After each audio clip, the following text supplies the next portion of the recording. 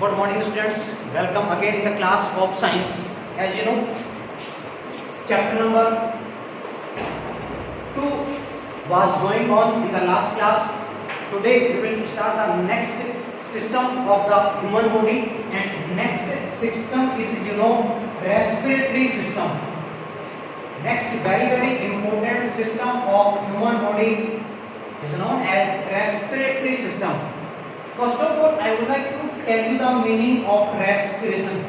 What do you mean by respiration? Why this system is essential for us? Now listen to me carefully. Respiration means the biological oxidation. The biological oxidation.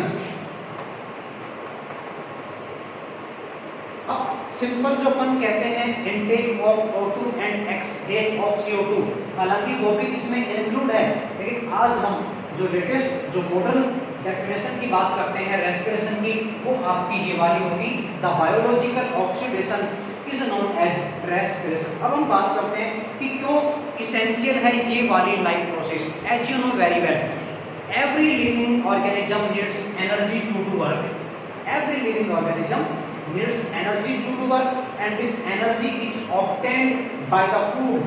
This energy is obtained by the food, यानी हर एक जो living organism है जो भी activity internally कर रहा है या एक्सटर्नली कर रहा है, उन एक्सटर्नल और इंटरनल एक्टिविटीज को करने के लिए हमें बेसिक नीड्स जो रिक्वायरमेंट होती हैं, उनमें से एक नीड हमारी जो आती है वो आती है एनर्जी की, और जो एनर्जी की नीड है वो फुलफिल करेगा जो फूड हम इनटेक करते हैं वो, यानी फूड से हमें एनर्जी ऑब्टेन होगी। अब फूड से एनर्जी किस तरह से ऑब्टेन होगी वो आपका कॉन्सेप्ट आता है रेस्पिरेशन में, यानी रेस्पिरेशन की प्रोसेस से food undergo oxidation and energy is liberated.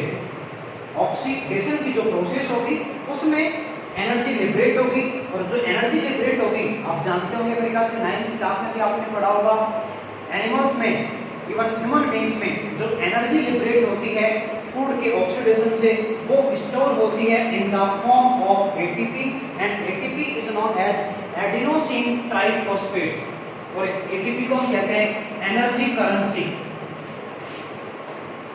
जिस तरह से हम सिंपल करेंसी की बात करते हैं,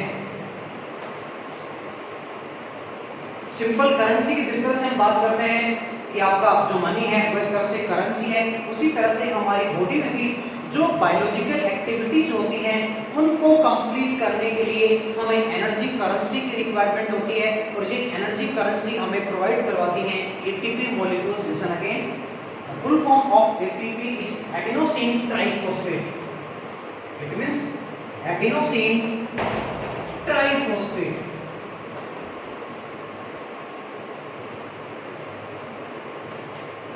Adenosine triphosphate. Okay. अब हम डिस्कस करेंगे यहाँ पे डिटेल में रेस्पिरेशन को, types of respiration, then upper respiratory system and lower respiratory system of human beings.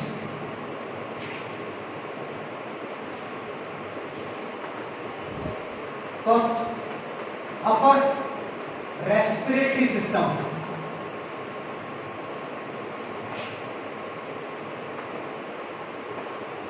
Upper respiratory system. Upper respiratory system is composed of following parts. देखिएगा ध्यान से। First part, nose. We will discuss in detail one by one. After a short while, then next part, mouth. Then pharynx, then larynx.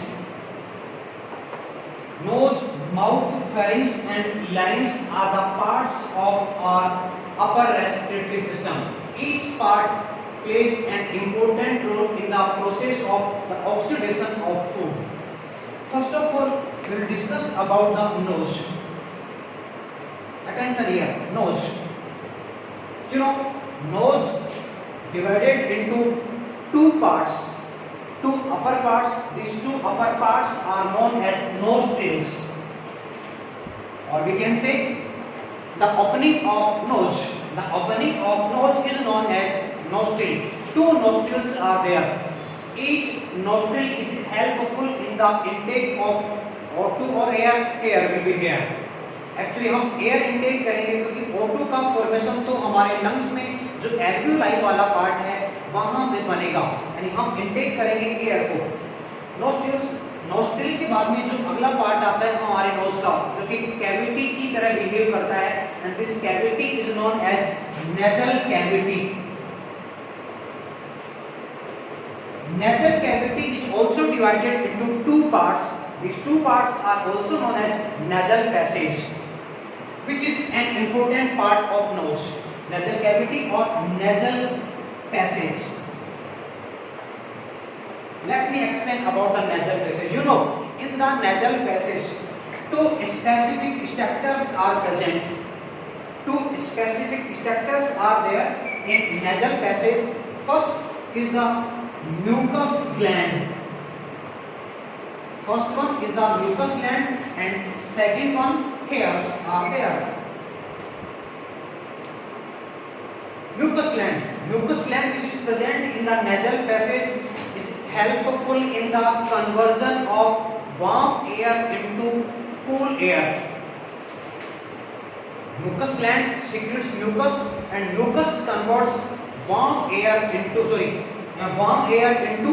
Cold air, यानी जो आपकी mucus gland से secrete होने वाला mucus है वो क्या करेगा, जो एक्सटर्नल एटमॉस्फेयर से हमने एयर इनटेक की। अब आप जानते हैं हमारी जो बॉडी होती है वो वार्म ब्लडेड में आती है, यानी हमारी बॉडी का टेम्परेचर कभी भी चेंज नहीं होगा और हमेशा कांस्टेंट बना रहता है। कितना बना रहता है? 37 डिग्री सेल्सियस। और फ़ारेनहाइट की बात करें तो 98.6 डिग्री फ़ारेनहाइट, ये हमारी बॉडी का टेम्परेचर हमेशा कांस्टेंट बना रहता है। हाँ, इन केस ऑफ फीवर के केस में जो बॉडी का टेम्परेचर है दोनों जो लिमिट है इनको क्रॉस करेगा और इनसे ज़्यादा हो जाएगा। ये नॉर्मल रेंज है बॉडी की, जब हम हेल्दी है, फीवर नहीं है बॉडी में। तो जो हमने एयर इनटेक की है एक्सटर्नल एनवायरनमेंट से, उसका टेम्परेचर तो एक्सटर्नल एनवायरनमेंट के अकॉर्डिंग होगा, हमारी बॉडी के अकॉर्डिंग थोड़ी ना होगा। तो जो म्यूकस ग्लैंड से म्यूकस बना है वो उस वार्म एयर को हमारी बॉडी के टेम्परेचर के अकॉर्डिंग लाके उस एयर को हमारे लिए ऑप्टिमम टेम्परेचर प्रोवाइड करवाने का काम करेगा, यानी जो हॉट एयर है, वार्म जो एयर है उसको कोल्ड एयर में कन्वर्ट करेगा, जो म्यूकस ग्लैंड सीक्रेट कर रही है। प्रेजेंट कहाँ पे है आप देख पा रहे हैं, नेजल पैसेज के अंदर। Next part hairs. हेयर जो कि थिन फाइबर लाइक स्ट्रक्चर होती है, ये भी इंपॉर्टेंट काम करेंगी। देखिए हम जो एयर इनटेक कर रहे हैं, अब ऐसा तो है नहीं कि हमारे नॉस्ट्रिल्स के आगे हमने कोई फिल्टर लगा रखा है, जो एयर हम इनहेल करेंगे वो फिल्टर होके जाएगी। फिल्ट्रेशन तो नेजल कैविटी में जाने के बाद ही होगा। तो हम जैसे ही एयर इनहेल करेंगे उस एयर में हो सकता है डस्ट के पार्टिकल हो सकता है कोई एंटीजेनिक सब्सटेंस हो जो कि डिजीज कोज कर सके। तो उन हार्मफुल पार्टिकल्स को, एंटीजेनिक पार्टिकल्स को, डस्ट पार्टिकल्स को प्रिवेंट करने में हेयर्स अपना रोल प्ले करते हैं। इट मींस नेजल पैसेज के बाद में हम जो एयर इनहेल करेंगे, जो अब डायरेक्टली कहाँ पे जाएगी, नेजल पैसेज के बाद में एयर एंटर होगी फेरिंक्स में। तो फेरिंक्स में जो एयर जाएगी वो एयर कंप्लीटली फिल्टर्ड एयर होगी, यानी फिल्टर होती है जो कि, तो वो फिल्टर्ड एयर होगी। Listen again, nasal cavity contains mucus gland and hairs. Mucus gland secretes mucus which converts warm air into cold air, while hairs are helpful in the filtration of the air. तो ये बात हो गई nose की। Next part of the upper respiratory system is known as mouth. देखिएगा हम mouth से air कब इनहेल करते हैं, जब कंडीशन हमारे लिए क्रिटिकल है, यानी जो नोस्ट्रिल है, जो नेजल कैविटी है पूरी तरह से ब्लॉक हो गई है, ब्लॉकेज आ गया है, यानी नोज में क्या हो गई, एक तरह से नाकाबंदी हो गई है। तो नोज में जो नाकाबंदी हुई है उसका रीजन क्या रहा, कॉमन कोल्ड। अब ऐसा क्या होता है कॉमन कोल्ड की वजह से जिससे कि दोनों नोस्ट्रिल्स पूरी तरह से ब्लॉक हो गए हैं। तो देखिएगा हमने कहा म्यूकस ग्लैंड प्रेजेंट है, तो एक्चुअली होता क्या, जो कॉमन कोल्ड है मोस्टली बच्चों को पता भी होगा, common cold is a viral disease. और इस वायरल डिजीज का जो वायरस है, आपको नाम बताना चाहूंगा वायरस का, rhino virus. Rhino virus causes common cold, जुकाम भी जिसको अपन कहते हैं, तो ये जो राइनो वायरस है वो एक्चुअली म्यूकस ग्लैंड को अफेक्ट करेगा, इस पे इफेक्ट आएगा, म्यूकस ग्लैंड अफेक्टेड होगी, जिसकी वजह से म्यूकस ग्लैंड में स्वेलिंग आ जाती है और म्यूकस ग्लैंड में स्वेलिंग आने की वजह से दोनों नॉस्ट्रिल्स पूरी तरह से ब्लॉक हो जाते हैं।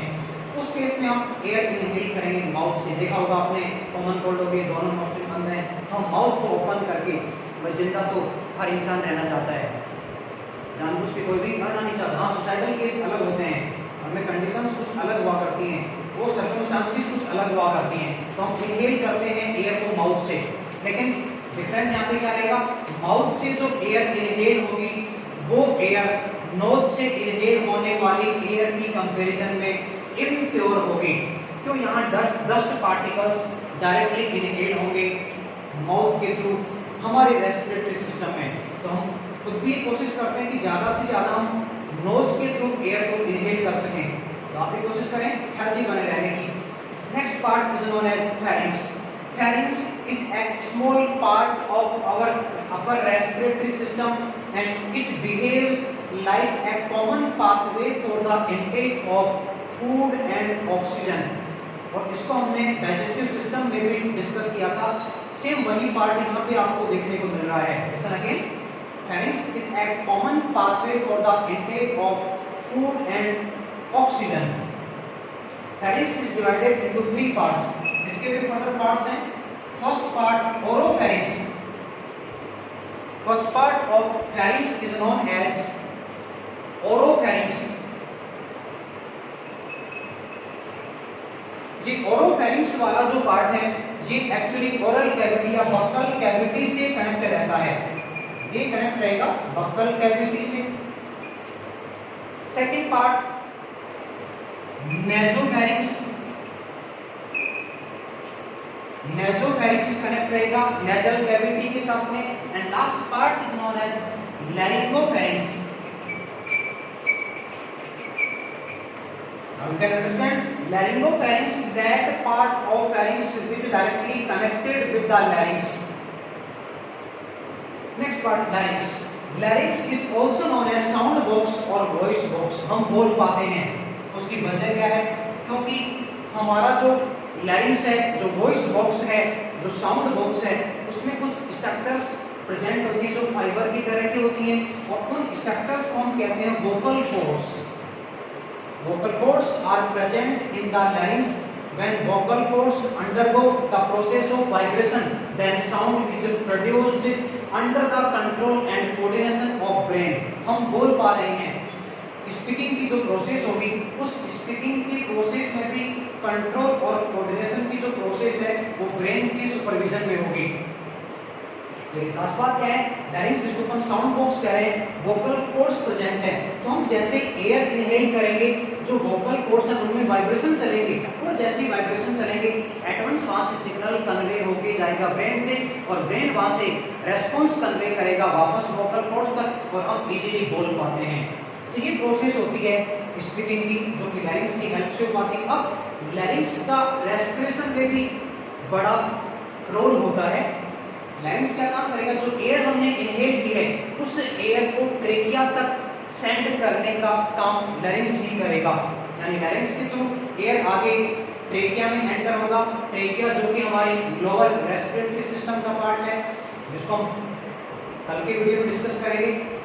तो ये आज हमने डिस्कस किया अपर रेस्पिरेटरी सिस्टम के बारे में। Listen again, upper respiratory system contains nose, mouth, pharynx and larynx. Nose contains mucous gland and hair. Mouth is helpful in the intake of air when nose is unable to inhale the air. Then pharynx is divided into three parts: oropharynx, oral part; nasopharynx, nasal part; laryngopharynx, connected with larynx. And last part of upper respiratory system is larynx, which is also known as sound box or voice box because it plays an important role in the formation of sound with the help of vocal cords. That's all for today. Later on we will discuss tomorrow. Thank you.